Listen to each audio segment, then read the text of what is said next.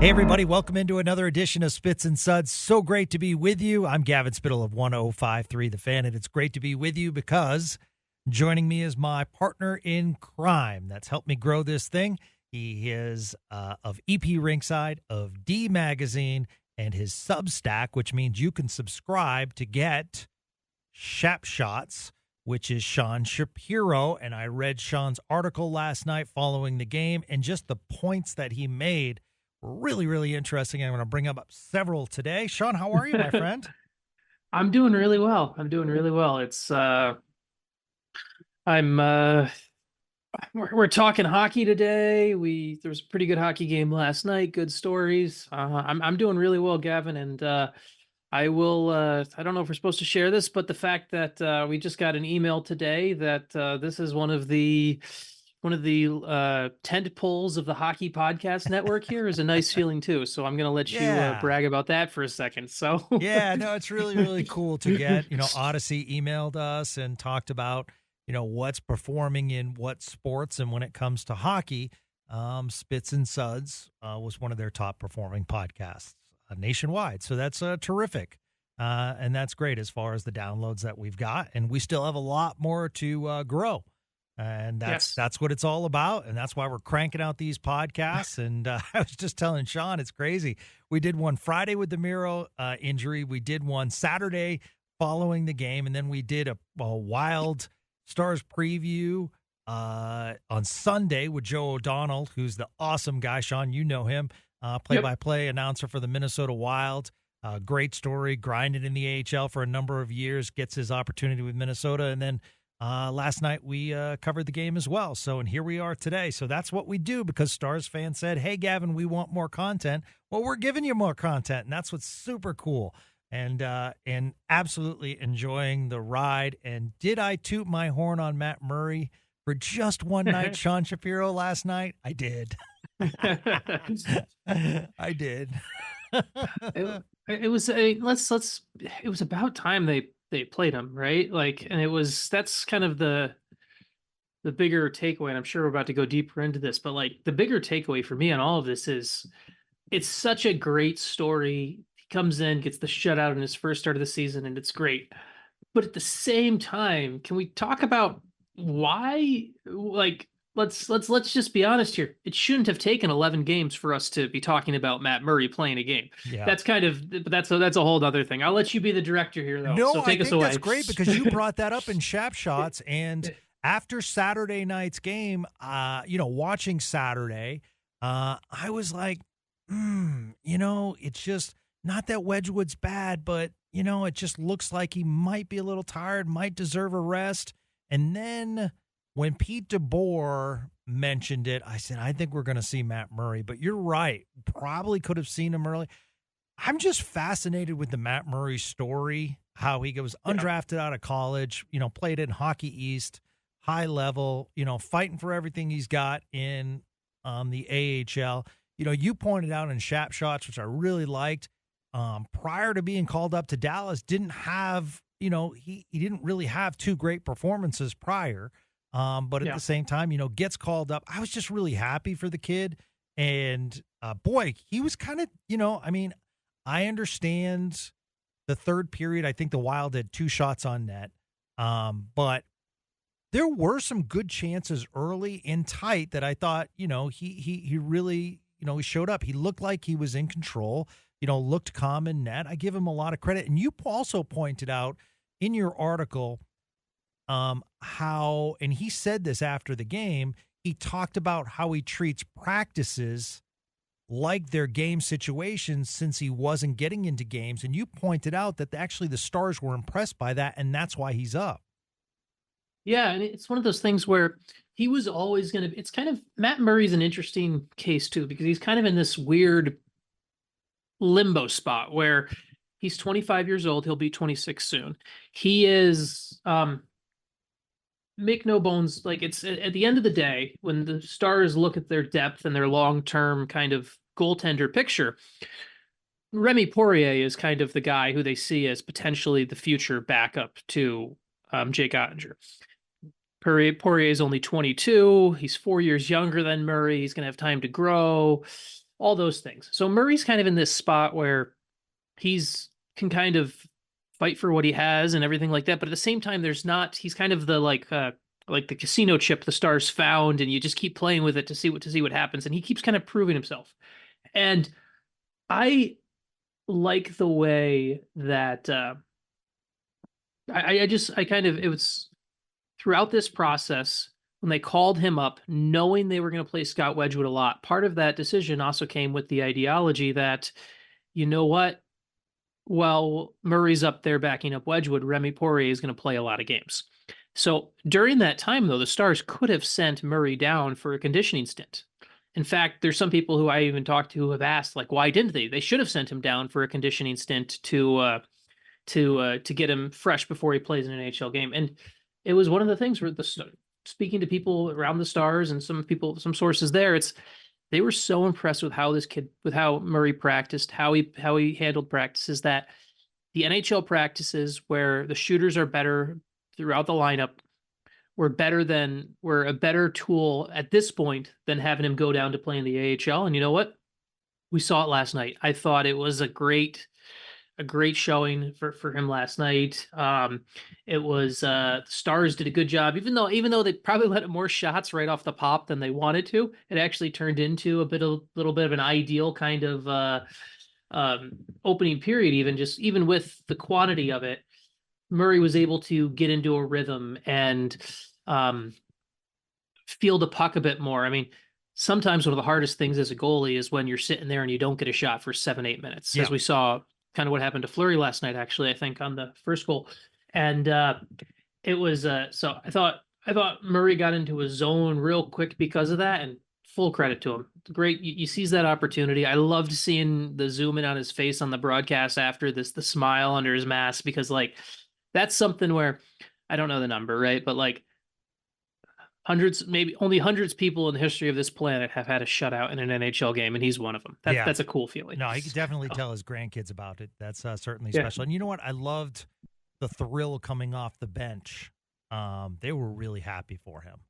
And that makes for a great plane ride, and hopefully can create some momentum. Like I said last night, I wasn't trying to over dramatize it, but you know, you could look back in the season and you could say, wow, grabbed 2 points in Nashville. And you could also look back and say we had 2 leads against Colorado. I mean, you know, points are points, but you could look at this game also and say, hey, Matt Murray gave us an opportunity, and that's absolutely wonderful. You know, a weird thing too, you know, you look at stats and you're like, wow, how's that happening? And really the tale of this series, Sean, Minnesota 1 for 11 on the power play against Dallas, and the Stars 4 shorthanded goals. Have you seen something like this? It's one of there's 2 wild stats.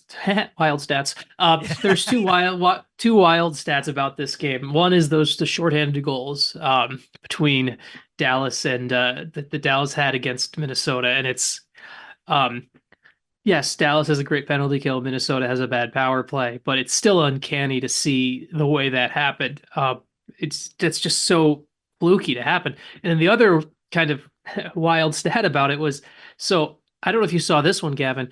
Of Murray's 5 shutouts in his AHL career, 3 have come against the Iowa Wild. Oh, wow.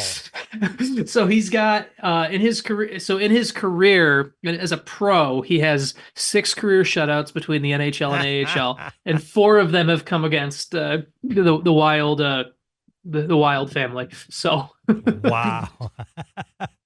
That's it was an interesting game last night. It was you know, it was really because it wasn't your typical game. You know, felt as though the Wild were, and you know, they fully admitted it. They were coming after Murray early, but at the same time, you know, that shorthanded first goal, you know, it was, I think that was the Stars. I put it down. I think it was their second or third shot of the night. So it wasn't like they were getting any action on Fleury early. Yeah. Yeah. I think it was their third shot, and it was,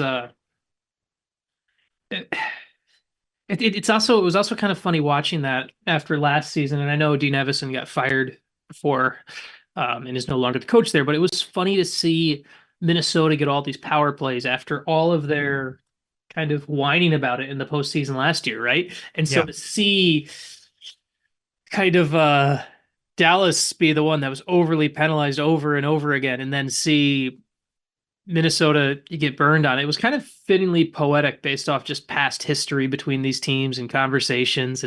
Um, and I love it. I think the Stars penalty kill is great. I think it's a unit that understands its role, and I think it's two-pronged well. And I know a lot of the times Esa Lindell and Yanni Hakanpää take a little bit of heat for not being the most fleet of foot and everything like that. But one of the things that Lindell and Hakanpää do on the penalty kill is they do a great job of understanding they are the last piece of the puzzle that allows the plays like Tyler Seguin to forecheck and everything like that. I think there are sometimes we so often we want defensemen to activate and jump into the play and all of that stuff, and then that's fine.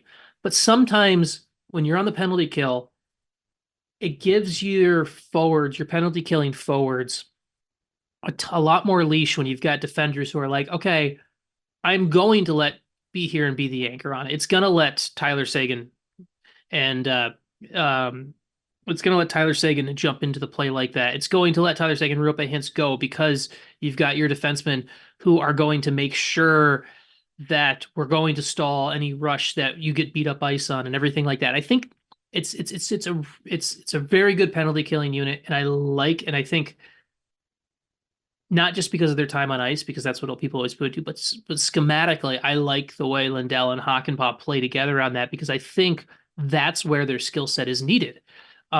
It's maybe not the best thing at 5-on-5 anymore, but on the penalty kill, and they played like 7.5 minutes in that role last night. It's a great spot. So yeah. And who would have thought 8 years ago we'd say Tyler Seguin's a really, he's pretty good on the power play kill. Yeah, I mean, he kind of he started playing that role a little bit in the one season when Ken Hitchcock was here with Dallas. He sure did. And I think he's always been a little bit more of a well-rounded forward than people want to give him credit for. Mm-hmm. I think that's just a bit of the reality of the narrative around the Tyler Seguin story and his career.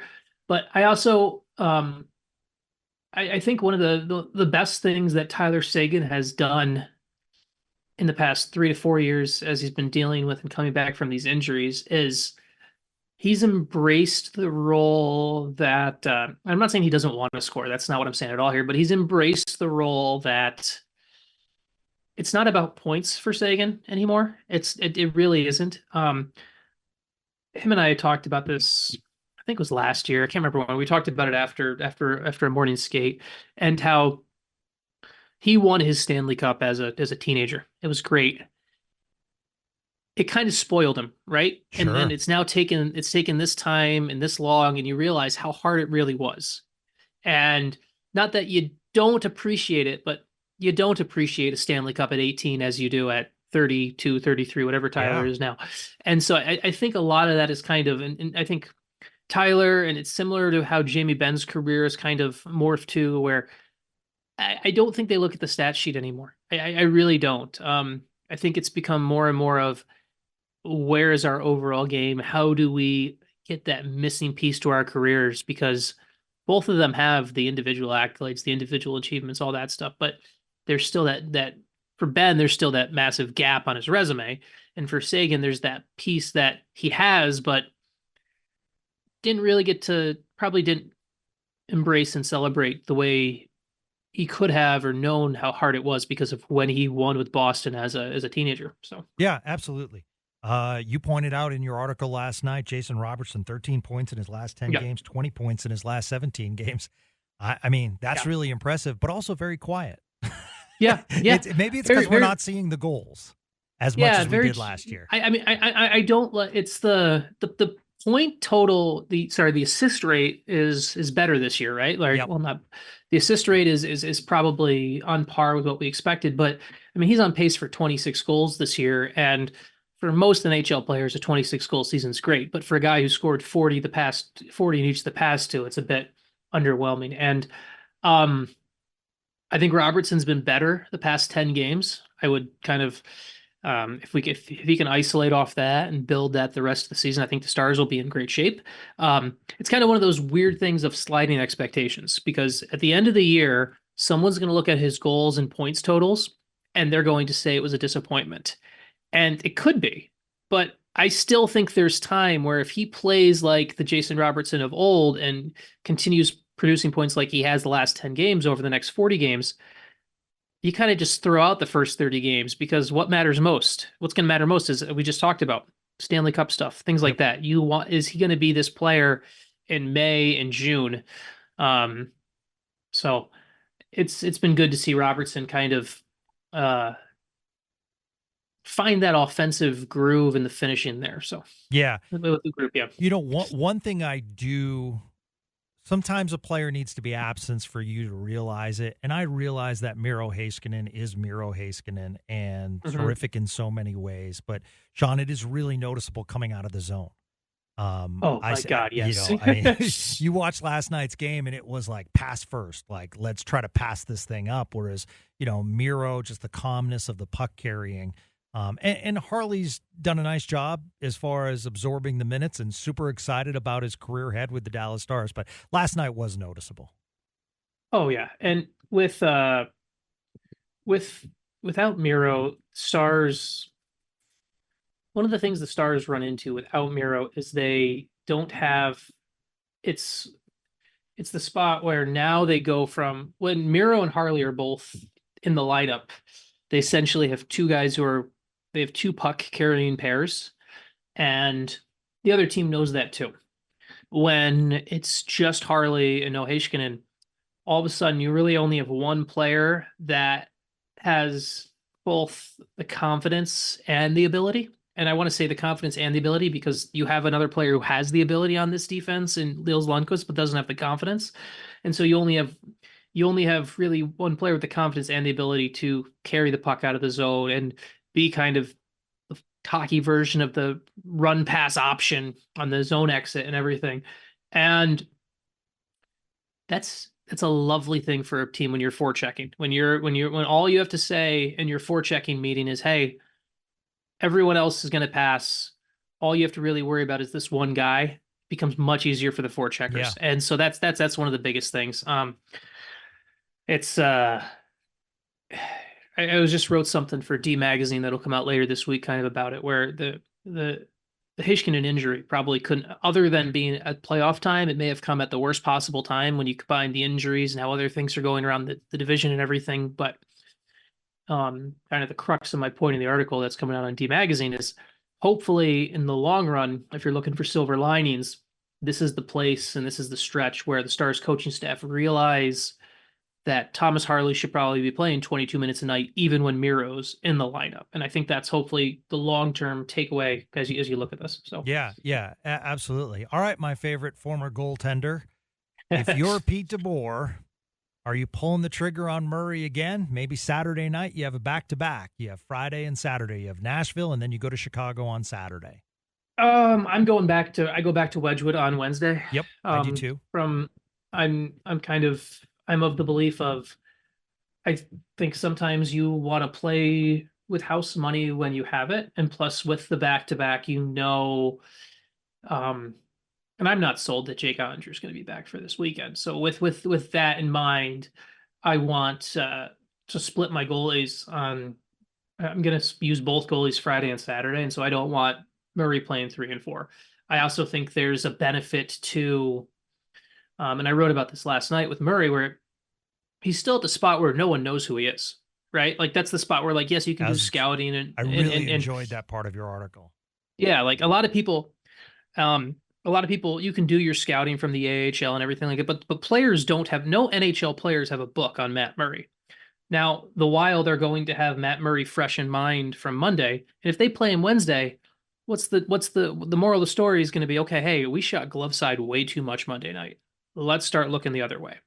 And I think there's a benefit sometimes when you have two goalies and you're playing the same team to switch things up, because it forces the other team to adjust, and things that might work against one goalie won't work against the other. Like I would highly expect, if you're a goalie fan and you're at the game Wednesday, I think it'll be a fun night because I expect Jesper Wallstedt will play for Minnesota. He's arguably one of the best goalie prospects in the world. He's going to be the starter and for Minnesota for a long, long time. And he's a guy who I intentionally pulled his shot chart last night in the story, where the Stars are going to look at his AHL work and they're going to see, okay, we have to shoot high on this kid because Jesper Wallstedt locks everything down low. And I want these discussions to be happening between you and I and the coaching staff. I don't want to send Matt Murray back in against a team and individual players that now know what doesn't work against him, so they try the other stuff, if that makes sense. No, it absolutely does. Sean, the Winnipeg Jets just keep winning. They're in action tonight. It is remarkable. It really is. It really is. I mean, Bones, possible coach of the year.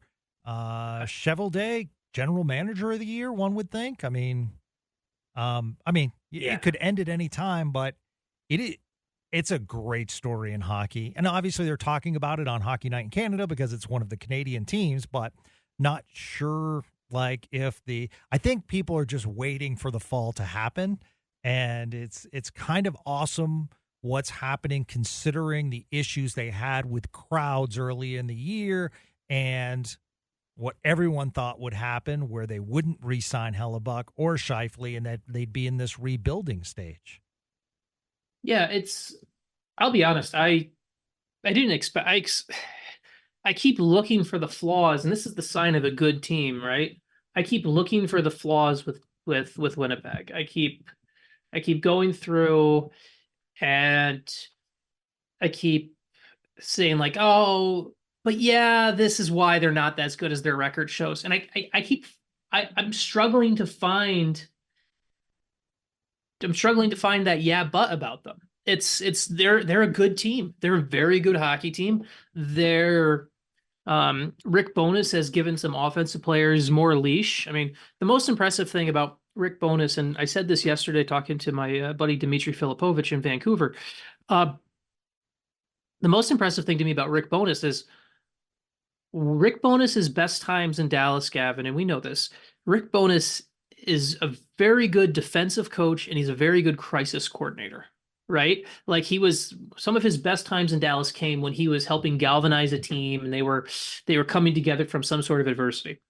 And the Jets haven't had much adversity since the playoffs last season. And the fact he's been able to keep things rolling along even when things are going well. And I know that may sound easy, but like that's some coaches and even older ones. Rick Bowness is one of the oldest coaches in the NHL, if not the oldest right now, and has coached more games than anyone else. You still have to learn how to do things. And I think Rick Bowness has actually shown some growth in how he lets his team play, how he is kind of managing success and not needing crisis to build out of, if that makes sense to the people listening at home. No, it totally does. So last night on Twitter, the Philadelphia Flyers were trending and just drama central. And this is a fascinating story for those that are maybe passive hockey fans learning from Spits and Suds. I would equate it to, in a different way, but similar now, looking at John Elway, I won't play for this team, or even Eli Manning. Yeah, I think Eli Manning is the one, right? Where like who was he drafted by actually? Eli was drafted by, at the time, the San Diego Chargers. Okay. And they actually dropped down, and that's how they – oh, my goodness. Oh, you know how you get put on the spot? Yeah. And they drafted LaDainian Tomlinson, and that worked out pretty good too. They didn't win a Super Bowl. Well, they didn't win two Super Bowls, but it worked out pretty well. Yeah. So, all right, let me set up these cuts because John Tortorella and Daniel Briere – real quick before we just real quick to give the quick backstory for what these guys are talking about. Cutter Gauthier was the number 5 pick in the 2022 draft by Philadelphia. Real good player. If you watched World Junior, this past 2 weeks here, he was he was electric for Team USA. He's been really good at Boston College, and essentially he didn't want to play for Philadelphia. He's a number 5 pick. He's a sophomore in college. Because he was a college player, he has some of that little bit more freedom than some other players within the NHL collective bargaining agreement system. And so basically the Flyers had an inkling that he didn't want to be a Flyer. He did not go to their development camp last year. And at the time they sold it as he had just been busy from World Championships. And this year they tried to go to Danny Briere and the president of hockey operations who used to work for TNT, Keith Jones, went to Sweden and tried to meet with Gauthier to talk with him in Sweden during World Junior, and he refused to meet with them. And so essentially the Flyers realized that this kid didn't want to be a Flyer, and they found a trade to move him to Anaheim. And we'll talk a little bit more about what Anaheim got and everything. I think it's a great deal for Anaheim, but to set people up for this, for the clips that Gavin's about to play, you're talking about a 19-year-old kid who basically told I would say a top 10 most popular NHL franchise. Yeah, probably. Fair. Yeah, top 10 most popular NHL franchise that I will not play, that I will not play for you. And that's kind of that's the backstory you need as you listen to these clips. Yeah, thanks. That's a great setup, Sean. Let's listen to GM Daniel Briere, because I wanted to bring up something interesting that he points out. Go back to him not wanting to come to camp in the summer? It does. And the reason why we didn't want to say anything was not to hide anything from our great fans. It was to try to protect the kid. We were hoping that at some point he would change his mind. I mean, he had already changed his mind. He looked at us at the draft and told us he was built to be a Flyer, wanted to be a Flyer, and then a few months later told us that he didn't want to be a Flyer, didn't want to play for the Flyers. So in our mind at first, we said we have to protect him. We have to, because if he changes his mind again, and it's out there that he doesn't want to play, it's going to be tough for him to put the uniform on. But when we realized that they refused to talk to us, now it's been months, and he didn't want to be a Flyer, didn't want to be in Philadelphia, it was time to make it happen. It goes back, they told us when he came back from the World Championship last May, I believe. All right, Sean, I played that first clip because I wanted to ask your opinion. I mean, he's a young kid, but do the Flyers, do they look better? And Briere has said he's tried to protect and, wanted to keep it quiet. So, and teams also kept it quiet as far as, they didn't want it to get out too much. But yeah, my question is, player says to you, I want to be a Flyer. I'm made to be a Flyer. Do you just take that with a grain of salt with kids, or at the same time, is that tough? I don't think what a kid says on draft day is fair. That's the other thing. I think, because you got to remember when Gauthier told the Flyers that's what he said when they drafted him at number 5. And you get drafted. It's the best day of your life. You're a hero. He didn't know where he was going to get drafted, which team he was going to go to. You just got drafted. You put the jersey on. You've been called up to the stage. It's like saying oh, I'm could be a Flyer. I'm going to be a Flyer. You're going to say that to anyone the minute they draft you, number 5 pick. And so I think I think framing that part against Gauthier isn't really fair, because there's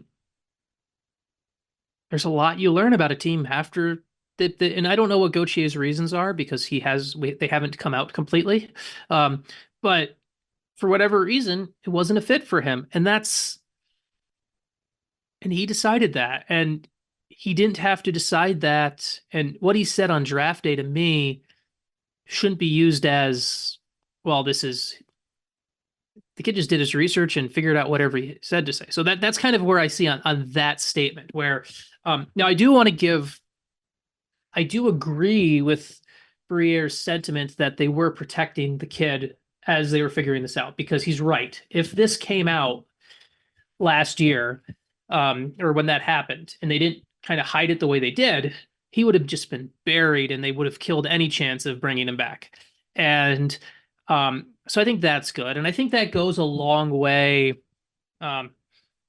So much of this business of hockey is relationships. One of the reasons that I think, Gavin, that we haven't heard any rumblings or anger from Nils Lundqvist's camp is because Nils Lundqvist is a Claude Lemieux. Nils Lundqvist is a Claude Lemieux client, and Claude Lemieux is Claude Lemieux's Nils Lundqvist's agent, and Lemieux is the one who pushed and got Lundqvist to trade out of New York. But Freddie Olofsson is also a Claude Lemieux client, and last year the Stars did Claude Lemieux a solid by trading Freddie Olofsson to the Avalanche for nothing.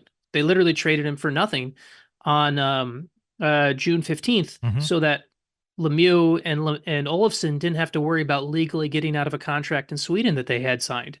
And so that's some of the moves that these GMs make in the people management business. The Stars did a solid for Freddie Olofsson, which is now paying off with a slightly less disgruntled agent for Nils Lundqvist. That's how this game works. And I think the Flyers, by not letting this get out, they did a good job of maintaining their reputation with, even if Gauthier didn't want to play for him, maintaining their reputation with Gauthier's representation and other players and everything, because they could have blown this up and they didn't. Yeah, that's great perspective. So I think that's important to remember here. The other thing, and I just want to, I know we're going to get to an angry, fired up Torts in a minute here. But before we get to that, I do want to say one thing about the Flyers. For as much as the Torts stuff and everything like that is going to always get talked about, I have talked to many people in hockey. I've talked to many agents, and there are many teams that I know, there are many agents who they would intentionally guide their player to sign with Philadelphia, because Philadelphia has a reputation with their ownership group of treating players the right way. And whether it comes down to resources, here's a great story from former Stars goalie Mike McKenna, right? He finished his career with Philly at the end and everything like that. I don't know if you know this, Gavin, and you should ask Luds this the next time you have him on to see if this was but in the modern day and age, the policy is players aren't promised their jersey. I don't know if you know that. So if like Matt Murray played his game last night, the Stars will probably do the right thing and give it to him. But there's nothing that says you're promised a jersey. Like you have to buy one yourself. You have to buy your own jersey sometimes. Right. And I know Mike McKenna told me about his time in Philadelphia, and as opposed to some of the other organizations he was with. And I won't name which ones, but it was not Dallas that he's talking about. There's other ones where they didn't give him a jersey. They didn't do anything for his family. But when he was in Philly, even though he was only in Philly for like 3 or 4 weeks, got both kids the day he got claimed on waivers by Philly. The day he arrived in Philly, the Flyers had a pair of jerseys for his 2 daughters just ready and made, little McKenna jerseys made for his 2 daughters. Like, the Flyers, as a way they treat players from management down, do a great job, actually. That's awesome. You can have your opinion on how John Tortorella coaches, and that's fine. But I do want to defend the Flyers in this way real quick, because as an organization, they sometimes get a bad rap of being a hard-nosed and scrappy coach that they have. But in reality, when it comes to treating the players like humans away from the ice, they do a really nice job. So I didn't think I'd be coming on to defend Philly today, but that is true. So I do want to make sure that's out there. So what Sean's saying is, if you're going to the game on Wednesday night, what you need to do is basically just take a piece of paper and basically put it over Kari Lehtinen on the back of the sweater and put Murray on there. And you're good to go, right? Yes, exactly. I mean, Razor pointed it out on TV last night, but I got to be honest, I was the same way. I'm like, man, it is weird seeing 32 in net. That was interesting. Yeah, it is. Yes. Yeah. All right. Let's hear from Torts, just because it's Torts. And, it's always fun to hear from John Tortorella. the Philadelphia Flyers head coach. The first part of Kevin's question, Danny said that Cutter didn't want to play here in Philadelphia and didn't want to play for the Flyers. What's your reaction to that? Then we don't want you. I believe you've met Cutter Gauthier before. Were you surprised that he... I don't know Cutter from a hole in a wall, you know? And I'm not too interested in talking about him. I'd rather talk about Jamie. He's the guy that's coming here. All right, then. So let's talk about Jamie. And, good on Torts. I actually think that's the good response. It's like, player didn't want to be here. We don't want him here. Let's talk about the player that's coming here.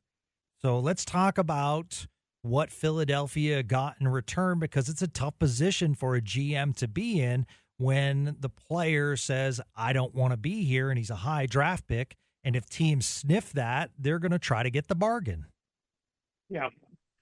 Well, it's first off on Tort's comments, I think that's the kind of the way he has to go, right? That's the way he's got to defend his team. He's got to be welcomed into Drew Drysdale and bring him in and everything like that.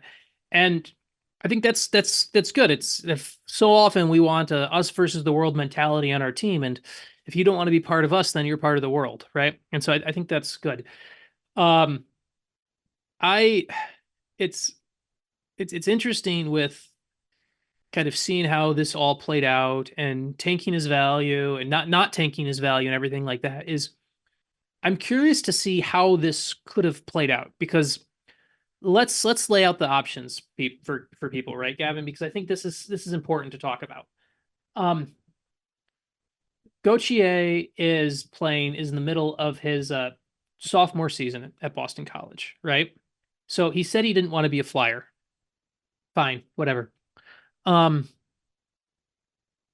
He couldn't sign with another NHL team this summer or the next summer. He still, if he wanted to push this all the way to the end, he would have to play 2 more seasons at Boston College.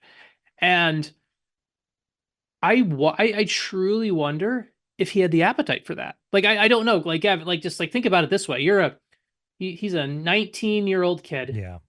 19-year-old kid who played at the Men's World Championship last year and had 9 points in 10 games. He's ready to play pro hockey. Yeah. I'm grabbing the bag. Yeah, the Flyers could have easily said, okay, you don't want to be a Flyer. Well, okay, come talk to us next summer when all of a sudden your options are either us or go back to Boston College for your junior year. Okay, you want to play, do you want to do this all the way out where you're sitting out and hurting your, like, Gauthier is now probably going to sign with the Ducks when BC's season ends now. And he's going to get 2 years of pro hockey that would have been his, if Philly hadn't traded him, he basically could have played 2 more years of college and then became a free agent on August 15th of 2026. Sorry. It could have played out that way. And I'm curious how much Philly weighed that decision, because at some point he would have realized that in order to play pro hockey before his 22nd birthday, it would have to be with Philly. And it's for someone who just won gold and has dreamed of playing in the NHL, 2 additional years is a long time to wait. So I wonder how much Philly considered that internally of, do we just wait the kid out? Because they could have. They did a good job of hiding the story as long as they did. They could have just kept waiting him out. So I don't know. It's another path this could have gone down. And maybe you go down that path, and maybe Gauthier calls their bluff and he goes back to BC for 2 years, has one of the greatest college hockey careers of all time, and then just waits to be a free agent. Yeah. I don't think he would have done that. I really don't think he would have done that. I think at some point he would have, even if he went back for his junior year, he would have been like, I want to get paid to play, man. Yeah. I've done everything I can at BC. I can't go to World Junior anymore. Like, I think that the Flyers had another course of action here that they could have done. Now, I don't think his value ever would have been higher than it was right now, but I also think that there was still a chance the Flyers could have played the long game here, if that makes sense. No, it does, and I will tell Stars fans because they will see them for a home game, a Western Conference opponent. Next year specifically, you have, I say Gauthier is going to make it. Leo Carlson, Mason McTavish, Trevor Zegras, Troy Terry. I mean, oh yeah, Frank Vetrano, if you want to throw him in. I mean, Anaheim has some pieces. I don't know if they can put it all together, but the talent is certainly, forming on the West Coast. Verbeek has done a really nice job. Yeah. I think he's done a really good job with that team. I look at rebuilding teams and I look at them and and when the end goal is to win a Stanley Cup, right? Because that's the end goal. The end goal the end goal is to win a Stanley Cup. And if you are looking at it from that perspective, not win a Stanley Cup next year or who's better right now. If you ran Anaheim side by side with a bunch of other rebuilding teams or whatever, and I said, which of these teams will win a Stanley Cup? And I give you a 10-year span. You'd probably take Anaheim over some other rebuilding teams who might be closer to the playoffs right now, but you look at them and you're like, I'm missing the big piece that I need. I don't have a Leo Carlson. I don't have a Pavel Mintyukov. I don't have Cutter Gauthier. Like Anaheim is going to be they're already a fun team to watch because they create a lot of chances, give up a lot of chances, but they're going to be fun and good in about 3 to 4 years here. Very good in about 3 to 4 years Ducks here. Kings is going to be a nice little rivalry. Oh, yeah, for sure. Yeah, no, absolutely. Okay, so when the Stars will end on this, Sean, Saturday night when they face the Blackhawks, unfortunately without Connor Bedard.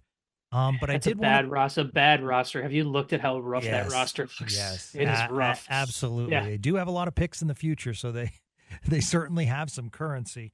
But, I wanted to talk about the hit, and we've talked about this because it's kind of like become an inside pitch in baseball, where it's like, how dare you throw inside? I mean, I thought Brendan Smith's hit was clean. I do give him a lot of credit. Foligno had a job to do, went into the corner, and they kind of had like a little bit of a scrum, so to speak, and, it was broken up. But later in the game, Brendan Smith knew what he had to do and took the fight. And, I give him credit for that. Let's settle it on the ice, and that should be the end. But to me, it started with you got to keep and I don't want to say keep your head up because I just think it was just a solid hit, and it wasn't like the intent was to injure. It was just one of those things, and I wanted to get your thoughts. Yeah, I didn't have an issue with the hit. It was a clean hit. I mean, it's unfortunate that the injury is unfortunate, but it was a clean hit. To me, it was kind of one of those unfortunate learning moments. And I'm not. Let me be very careful on how I phrase this. I'm not phrasing that Connor Bedard should have gotten hurt. I'm not phrasing it that way at all. But I do think there's a learning curve that Bedard has kind of slid around throughout, where there's plays he's continued to make from his routes and where he goes and where he takes his game that worked in junior hockey, because in junior hockey guys are either big or fast. There's no in between. And in the NHL, everyone is big and everyone is fast. And I think it was one of those plays where you don't see Sidney Crosby making that rush without protecting himself. You know what I'm saying?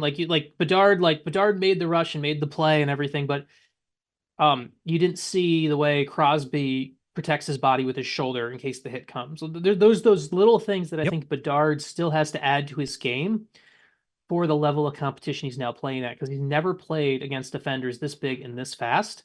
And unfortunately, it came at the expense of an injury. It's really unfortunate, and the league is hoping and praying he can be in the All-Star game. Yeah. On February 3rd or 4th or whatever it is, because it's one of the things where the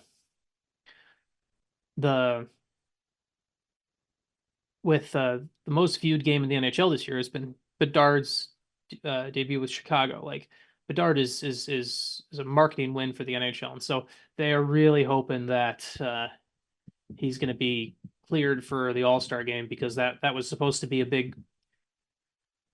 I mean, who else are you going to send from Chicago to the All-Star game? Right. No, absolutely. And my fingers are crossed, Sean, because he is a Toronto native, and the All-Star game will be in Toronto. Oh, he's a Vancouver native. I'm sorry. I'm switching subjects. My bad. Okay. I was switching subjects, and I was going to talk about Zach Hyman. Gotcha. Because you mentioned the All-Star game and the way the voting goes and the way that the structure is. Not everyone gets in, but boy, give me a Zach Hyman sweater and, Edmonton Oilers. Wow, 35 games, 40 points, plus 13 on the ice. Everyone talks about McDavid and Draisaitl. This could be, if you look at the last 3 or 4 years, this could be one of the better free agent signings out there as far as what he's been able to do in an Edmonton Oilers sweater. Yeah, it's also, to be clear on something too, you go to and he's been good. It's not play with great players. You have to there's a certain skill to be able to play with great players. And so give him full credit for that. And the point totals he's had though have been super impressive. I mean, it is interesting. It's going to be interesting how the All-Star game shakes out, because the problem with the All-Star format, and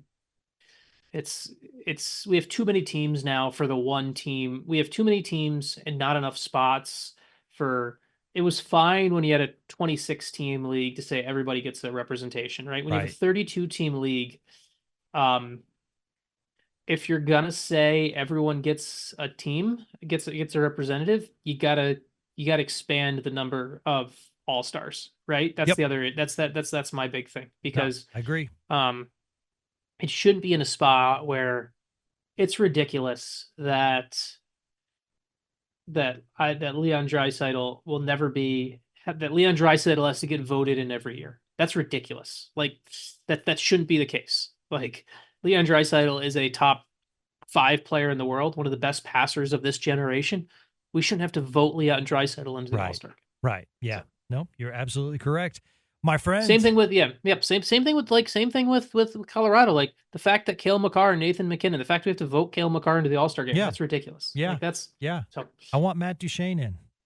Yeah. But I love one quick thing on Duchene, just because we've talked about him quite a bit on this show. I thought it was really telling in a positive way, because we've heard some things about his past, and obviously he had the exit from the dramatic excerpt from Denver to Ottawa, and when someone gets bought out from Nashville, you always like, oh man, what's up there? I thought it was a really nice sign to see him wearing a letter last night as an assistant captain with Miro Heiskanen out, because I think that's a nice little sign of what this guy has done since coming here and coming to Dallas and figuring things out, because Stars don't take those letters lightly. So yeah, no, you're absolutely right. It seems like he's a nice fit, and it seems like he's enjoying himself here. So that's really good. So everybody, go sign up for Shots. That's Sean's Substack, and what a terrific article last night highlighting various analytics happening in the Stars Wild game. It was terrific. You can read his upcoming article in D Magazine. What I always say about Robert Tiffin, David Castillo, and my man Sean Shapiro, just look at the article and just hit refresh, so we can get the top articles up there so we can support our guys. And so, Sean, you're a beast. Thank you so much for this week's edition. I'm so glad we got to go around the NHL as well, because I think from a Stars perspective and Spits and Suds listeners, they like to hear about the NHL news, and you bring it as far as, what's happening. So we appreciate it. Awesome, man. It's always fun. And as thanks to everyone who listens for helping us grow this thing, because it's always fun to get on every week we do it. So yeah, absolutely. And don't forget, a perfect Father's Day gift is We Win Here. I haven't been plugging the book in like 2 weeks. What's wrong with me? My goodness. Or Valentine's. That's a perfect Valentine's for the ladies listening out there. Absolutely. So yes, as Sean mentions, we continue to grow, and it's because of you guys. So support Spits and Suds, and one of the things you guys can do is share the link on Twitter or Facebook and tell Stars fans, it's like, hey, there's a cool podcast out there, and they're talking Stars almost on a daily basis, something that you guys requested. So please, let's continue to grow this thing, and it's going to be awesome together. So that's going to do it for another edition of Spits and Suds. For Sean Shapiro, I'm Gavin Spittle. Have a great day, everyone.